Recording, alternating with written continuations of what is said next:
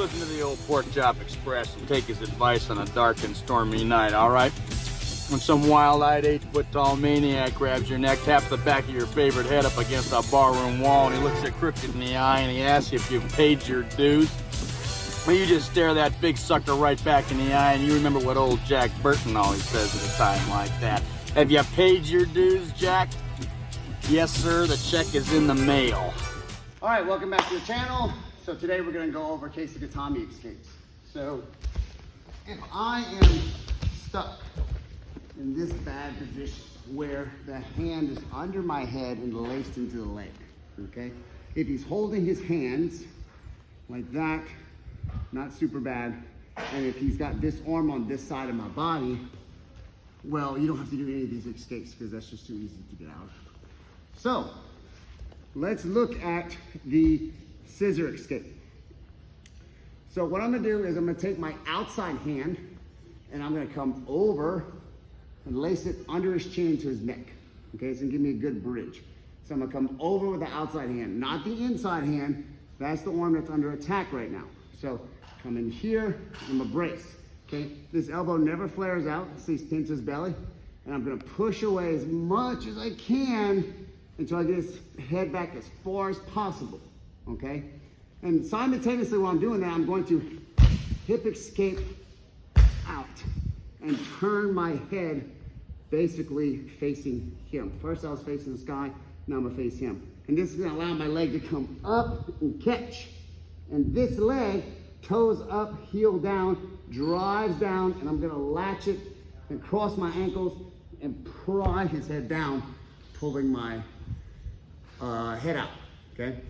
This inside arm that was technically under attack can hold on. This arm is going to reach over, so I'm gonna drive this elbow to the ground and catch either the wrist, but preferably his elbow on his tricep. And that's gonna allow him to not move from side to side, and then I can then pull myself up to the top side control position and then attack from there. So let's look at that one more time.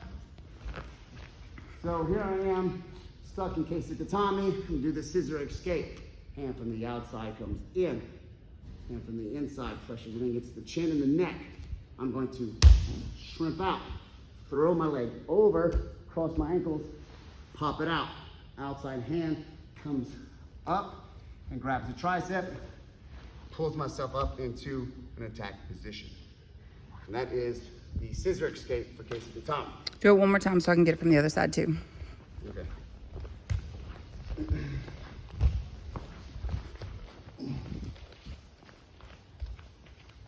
Outside hand comes over, inside hand comes in the chin. I brace, hip escape, turning my body this direction.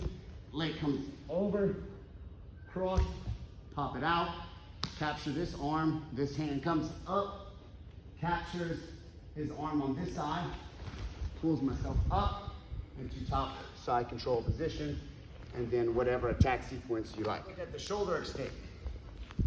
Similar position.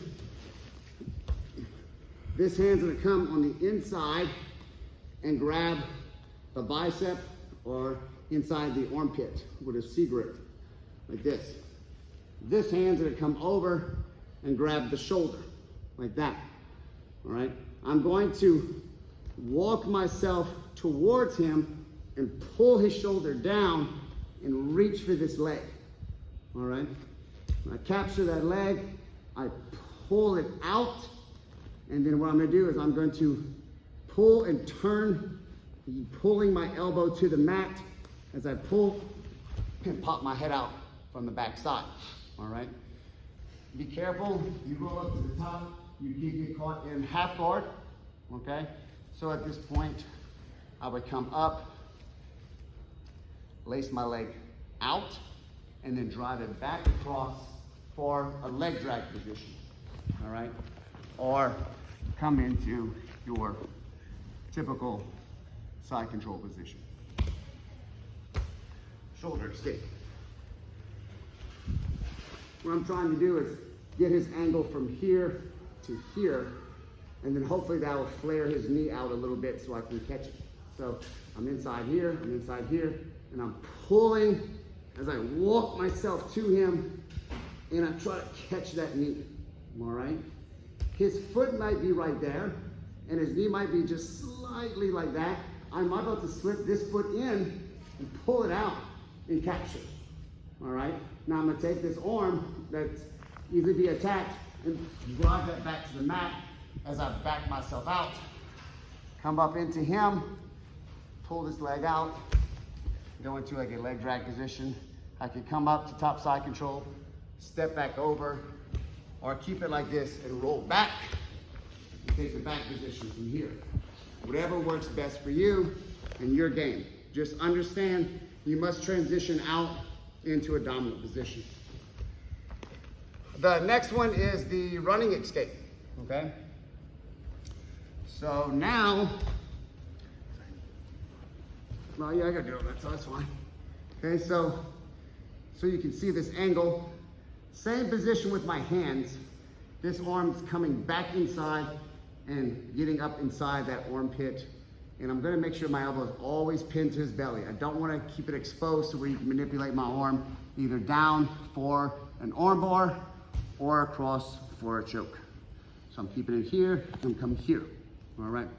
Now, what I'm gonna do is I'm gonna keep walking towards him, very similar to the shoulder escape, but maybe I can't get to his leg. And so he just keeps walking away and walking away. I'm going to then walk back, scissor my legs, drive up. Stepping up with my outside leg. Some are gonna fall back this way, some are gonna stay like this.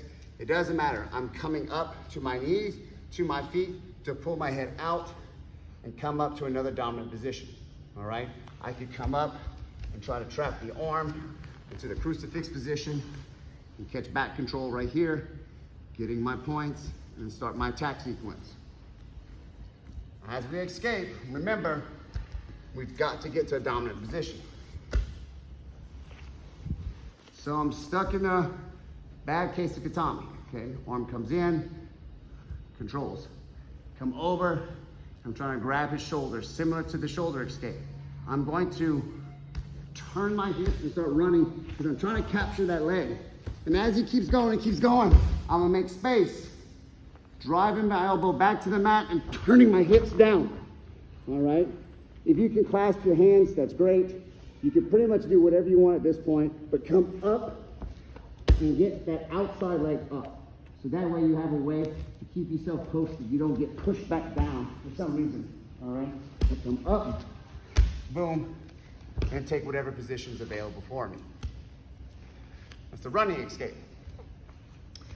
The next one is the bridge. Bridge escape works only if I get his momentum far enough this way, okay? It doesn't work if this hand doesn't post. This hand has to post. Two ways to escape. So I get my hips close to him. I'm gonna bridge and make sure that my eyebrow tries to hit the mat. And that makes sure that his arm comes all the way out. If he keeps his weight settled, I just backdoor out. Because this arm inside no more has a latch. If I do that hip and he starts pushing back into Kesa, that's when I roll him back over. So it's dependent upon his weight distribution and how he shifts back into place. This one you can lock under the body if possible, like this, any grip that works best for you. But I'm into him, it will not work unless his hand's posted. So if I do this, and try to take him over, I'm gonna break my ribs. But if I post, and remember, I don't think about my hips coming up, I think about trying to get my eyebrow to the mat. If I do that, my hips have to come up. So if I go, then the hip escape becomes easy because he pushes back into me for his own leverage, all right?